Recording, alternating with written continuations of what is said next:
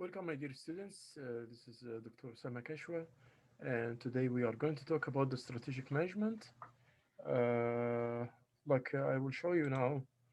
Let's share the screen and go for our work, which we came for. So, the strategic management is uh, the word strategy. The word strategy itself.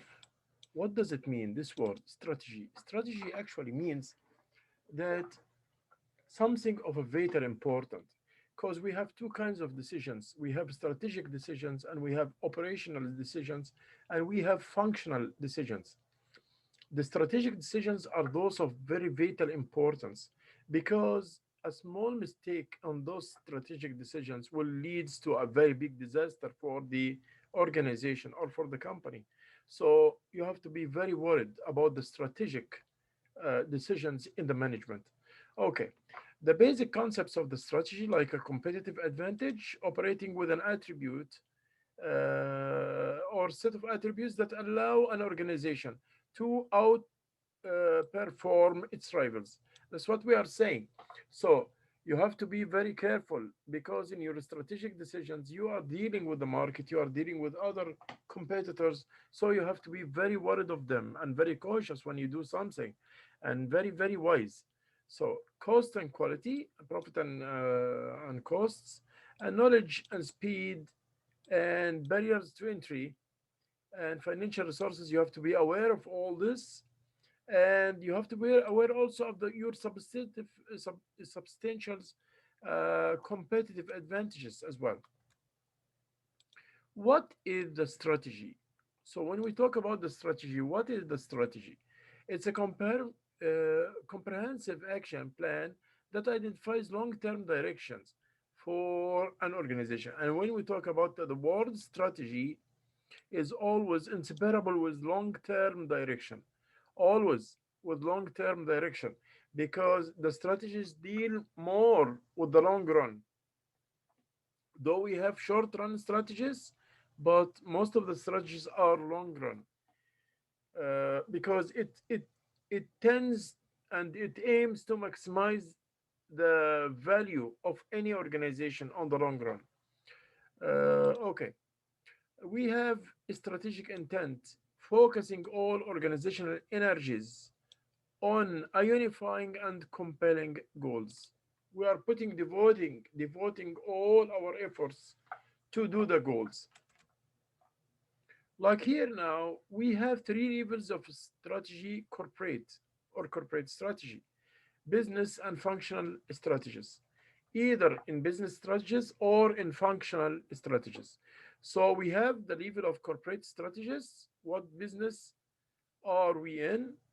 The business strategy, which is how do we compete in each and our major businesses, what we can compete, how we will compete then. And we have a functional strategy, which is how do we best support each of our business strategies. So those are the levels of the strategy. So for the corporate, we know that this is the higher level of the organization, the corporations, and the business unit A, business unit B, business unit B. So this is on the business strategies, and functional strategies on the functions of, or the jobs of any management or any organization. Any organization is having those jobs: finance, financing, human resource, manufacturing, and marketing. That's why I'm existing. That's why I'm working. I'm working because of marketing, manufacturing, human resource, and finance. So now those are the three levels of strategies, which is based on the three levels of the organization hierarchy. So each one of them, like corporate strategy for the corporation, and business strategies for the business units, unit A, unit B, unit C, and business.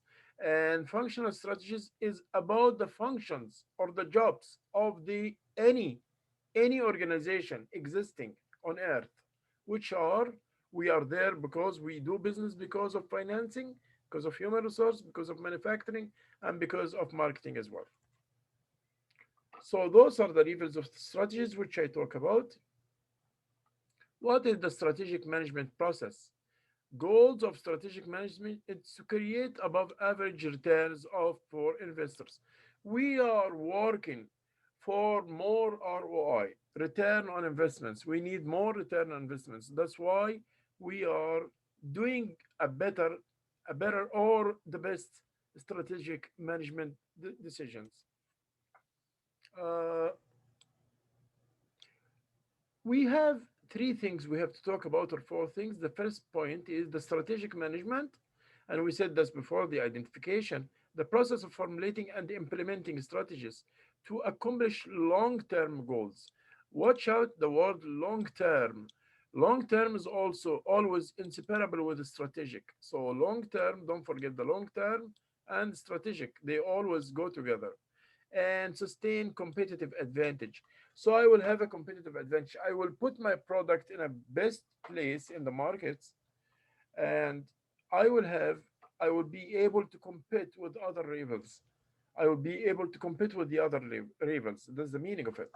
And the second thing is a strategic analysis, a process of analyzing the organization, the environment. So I have to analyze everything around me, the external environment and the internal environment as well, its competitive position and current strategies. Strategy formulation, how I will formulate my strategy, the process of crafting a strategy, how I will do it to guide allocation of resources and to allocate the resources, the best possible allocation. And this is the point of it. Strategy implementation, putting strategies into action. Now, till here, till the formulation, it's only on the paper. Everything is still on the paper. But now I moved into action with the strategy implementation. I moved into action. I started to move into act. Here we go.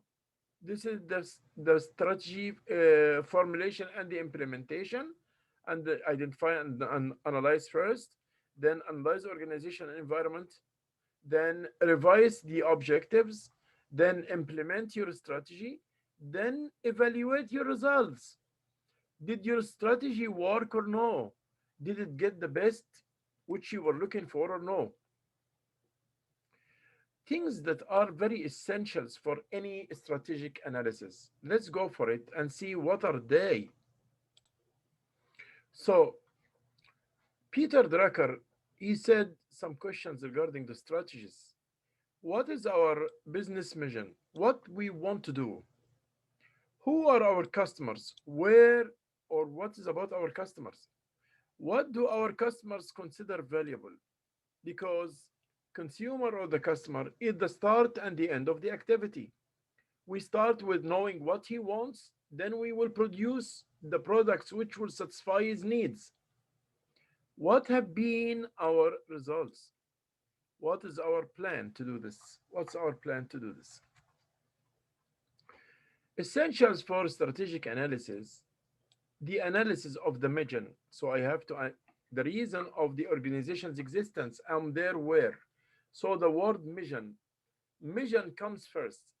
Why I exist? Why I'm existing? Why I'm working? This is the meaning of it. So look at this now. The external stakeholders can be valued as strategic. Okay, let's see. Here is the mission, and the employees will respect the individuality of each employee. Community, we are committed to being caring and supportive to the all communities. Suppliers, we are dedicated to performing in a manner that will enhance returns and investments. The shareholders, so because the shareholders, what they want a high ROI or return on investments. They need a high return on investments. So our mission is to maximize the value of our organization and let them have what they want, the highest return on investments. Customers, we are there to satisfy our customers' needs and wants and give them the products which will satisfy their needs.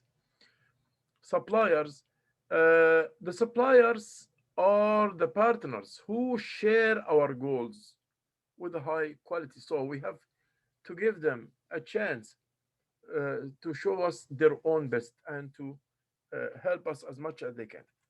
This is the analysis of the core values. What are the core values? So we talk now about the mission, then we'll talk about the values. Values are broad beliefs about what is or is not appropriate. The values. Organizational culture reflects the predominant value system. So, value is very correlated to the culture of any organization. Value is related to the culture of any organization. That's why we have to talk about the organizational culture here. So, what is the organizational culture? Strong core values. What all of us are raised upon, what we know about what ought to do and ought not to do. This is the organizational culture, the norms, the behavior, the attitudes, the values. Okay, all this help in configuring the organizational culture. So, help build organizational identity, gives characters to organizations in the eyes of employees and external stakeholders, back up the mission statement, guides the behavior of organizational members in meaningful and consistent way. So, still we are talking about the organizational culture. So, we have observable culture. It's visible action, events, heroes, ceremonies, rituals, legends, and stories, metaphors, and symbols. All those are things that configuring the culture of any organization. Like I told you, culture cause or leads to a better behave or bad behave or whatever. It's very derived, very directly related to the behave. Okay, core culture. What is the core culture? It is the underlying values, innovation and risk taking. Let's see, ethics and integrity. Socials, look at this, ethics, integrity. This is from the core culture. Social responsibility. What is the meaning of social responsibility? I am working, I'm a company, and this company is working in the environment. I have to keep the environment clean. I have to produce green products. I have to be environment friendly. Customer services also, and performance and teamwork. We are working like all in one. We all, okay. Analysis of objectives, like we have to check our objectives. What is our objectives, like profitability, financial health, cost efficiency, customer services, product quality, market share, human talents, innovation, social responsibility. Now we leave the culture and we leave the culture and we are coming to a new point, which is SWOT analysis. Strength, weakness, opportunities, and threat. Strengths, the S is strengths, W is weakness, O is opportunity, and T is threat. What are the strengths? Manufacturing, efficiency, skilled workforce, good market share, strong financing superiors, reputation, very good reputation, I have a good name. What is my weakness? I should check what are the strengths of mine and the weakness. Okay. What are the weakness? Outdated facilities, inadequate research and development, obsolete technology, weak management, past planning failure. I made plans before and it failed. Then SWOT tell me about also the opportunities. What are the opportunities? Possible new markets, strong economy, emerging technology, growing of existing markets. Then how about the threats? What are the threats? New competitors are there, shortage of resources, changing market tests, new regulation substitutes, so regulation, sorry, new regulations or substitute products. So all this will configure for me the SWOT analysis. Here, I can take a look in the model itself. Like we put the strengths and weakness and opportunities and threats in one figure. So it will be easy for you. Those are the things which we talked before, but here it is inside a model here, which is called SWOT analysis. So what are the strengths? In front of the strengths, the weakness on the other side. And in front of the opportunities, in front of the opportunities from the other side are the threats. Of course, the threats comes from the rivals or the competitors. For that reason, when you read it, you will check it, you will find it belong to the competitors. So those are SWOT analysis. It makes me stand on my real situation, my real situation. It makes me understand or just feel and touch my real situation, my weak points, my strong points, my opportunities for going into penetrating the markets, and the threats which come to me from my rivals and or from my competitors. This is SWOT analysis in brief. How about PEST analysis, PEST analysis? Actually, this is also initials. The P is political, E is economic, S is social, cultural, and T is the technology. So, political law and regulations and governments, policies, the economic, the situation of the economic, government environment, general environment influenced by customer spending, resources, investment capitals. So, all the economic factors that will affect on my business activity. Social, cultural, norms, customs, even the organizational culture is here and the culture as well. Norms, customs, social values, gender, rules, all this. How about the T? T, which is the technology. Technology T. Development in the technology. What is the level of the technology which I'm using? How far it's okay? Does it work well? Okay. And the edge of other technology revolution as well. So those were the PEST analysis. So how about the five forces of Porter's model? And this is another point we want to talk about today. Porter's model of five strategic forces affecting competition, including industry competition, new entrants, okay, and bargaining power of suppliers and bargaining powers of customers. So let's see here the five forces of Porter's model. The five forces, we have five forces for Porter model. Each one of them here is affecting about our own situation. So the new entrants, threats of potential new competitors who come to the market recently or who are tending to come or to enter the market, my competitors, my rivals, the suppliers, how far the suppliers are, the bargaining power of the suppliers. Am I using only one supplier or am depending on several suppliers, not only one, more than one of them, so that in case someone didn't bring for me what I need from the raw materials, I will check for the other one, and so on. Substitute products. What do you mean by substitute products? Is the substitute products treated for me? Yeah, because if the substitute products are of a higher quality than mine, or they have more functions that satisfy more the consumer needs than mine, then or the price may be lower than mine, then my consumers will go leave my product and prefer the alternates. or the substitute. How about my customer?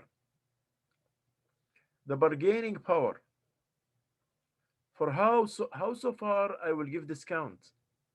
What are the discounts which I will give to my consumer? Or am I able to float these discounts to waive it from a time to time based on the market conditions? Or what I will do like? Then the industry competition, rivalry among competing firms.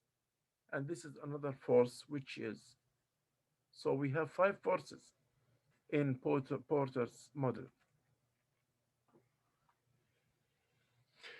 Corporate level strategy formulation, that's grand or master strategies, growth strategy, stability strategy, and renewal strategy, and combination strategy. Let's see each one of them.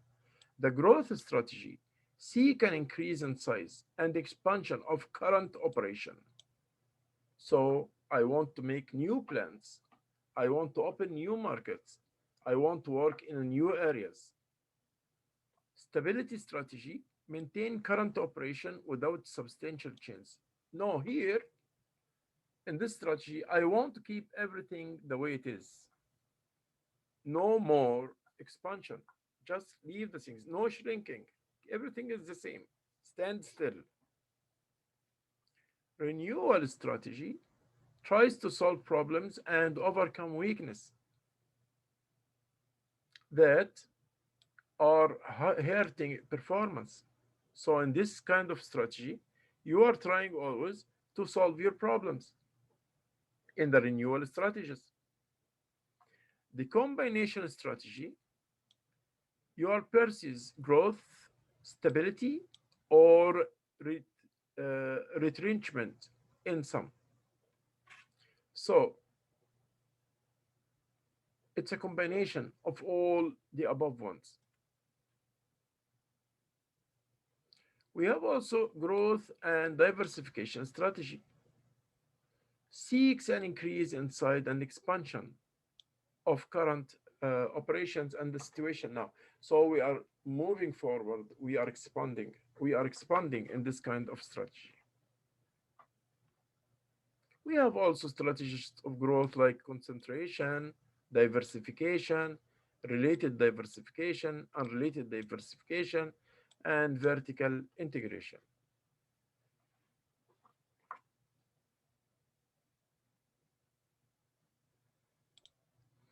Also, let's say that we have restructuring strategies. Those kind of strategies are trying to correct the weaknesses by changing the mix or reducing the scale of operations. I'm trying to just change myself, adapt myself.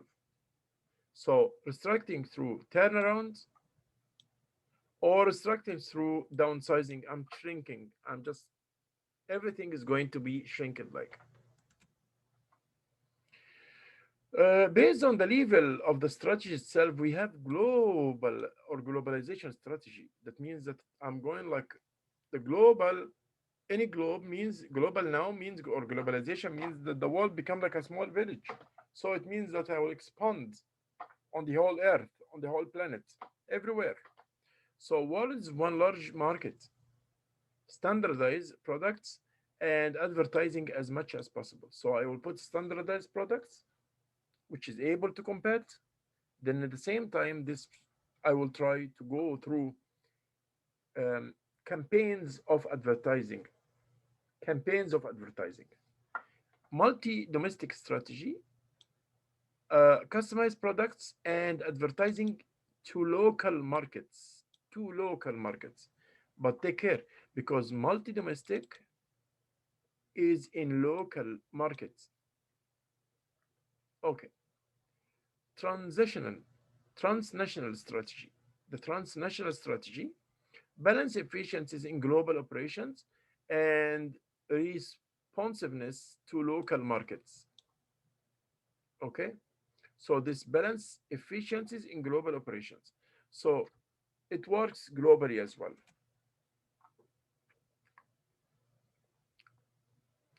The cooperative strategies, you are trying to look for some partner, like in the cooperative strategies you are working, looking for a partner.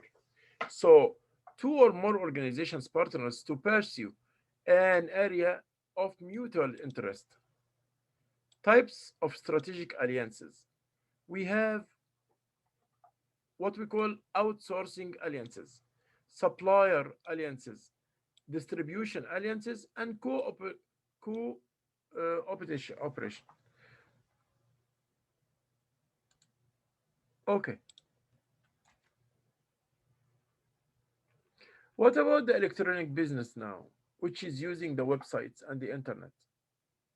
The strategic use the internet to gain competitive advantage. We use it for gaining the competitive advantage. So we have B2B, which stands for business to business, B2B strategy. We have B2C, like the Amazon or Alibaba in China, which is B2C, business to customer strategies. So today we talk about the strategy, and we said that strategy is a word of a very vital importance. And we said we have levels of strategies, corporation and functional and departmental. And we talk about the phases of doing the strategy, and we talk about many kinds, many types of strategies. Till I see you again, have a good night and take care of yourself. Thank you. Bye bye.